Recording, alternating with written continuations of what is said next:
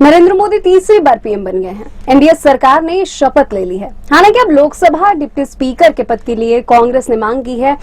इसे लेकर अब तक राजनीतिक खींचतान शुरू हो चुकी है। बता दें कि 18वीं लोकसभा का पहला सत्र 24 जून से शुरू होगा, जो 3 जुलाई तक चलेगा। 26 जून को स्पीकर पद का चुनाव हो सकता है। ऐसे में जानते हैं कि कितना अहम होता है स्पीकर का पद, क्या होते हैं अधिकार।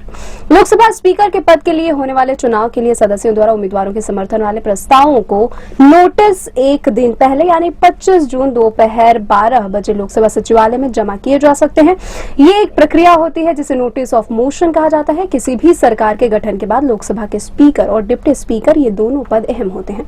लोकसभा के लिए अनुच्छेद 93 में कहा गया है कि सदन जितनी जल्दी हो सके अपने 2 सदस्यों को स्पीकर और डिप्टी स्पीकर के रूप में चुनेंगे। लोकसभा के स्पीकर के चुनाव के लिए राष्ट्रपति एक तारीख निर्धारित करते हैं और इसके बाद स्पीकर डिप्टी स्पीकर के चुनाव के लिए तारीख तय की जाती है। चुनाव में सदन से सदस्य अपने से ही किसी एक को इन पदों के लिए चुनते हैं। आमतौर पर स्पीकर चुने जाने के लिए सदन में उपस्थित और मतदान करने वाले सदस्यों के साधारण बहुमत की जरूरत होती है।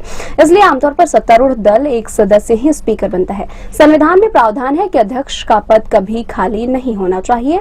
इसलिए मृत्यु या इस्तीफे की स्थिति को छोड़कर वह अगले सदन की शुरुआत तक उस पद पर बना रहेगा। वर्तमान लोकसभा स्पीकर के अपने पद से इस्तीफा देने की स्थिति में स्पीकर की जिम्मेदारियां प्रोटेम स्पीकर निभाता है, जो चुने हुए सांसदों में सबसे वरिष्ठ होता है। प्रोटेम स्पीकर एक स्थायी स्पीकर का पद होता है जिसे संसद की कार्यवाही संचालित करने के लिए सीमित समय के लिए नियुक्त किया जाता है। नई लोकसभा की पहली बैठक की अध्यक्षता करने और संसद के नए सदस्यों को शपथ दिलाने का काम प्रोटेम स्पीकर का होता है।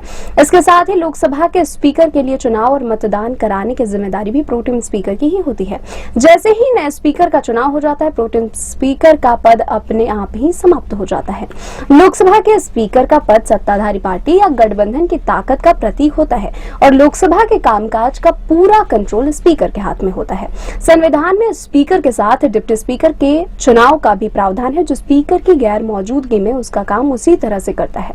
लोकसभा में नई सरकार बनते ही स्पीकर चुनने की परंपरा रही है। नियम के मुताबिक पीएम पद की शपथ लेने के 3 दिन के अंदर ही लोकसभा के स्पीकर की नियुक्ति होती है।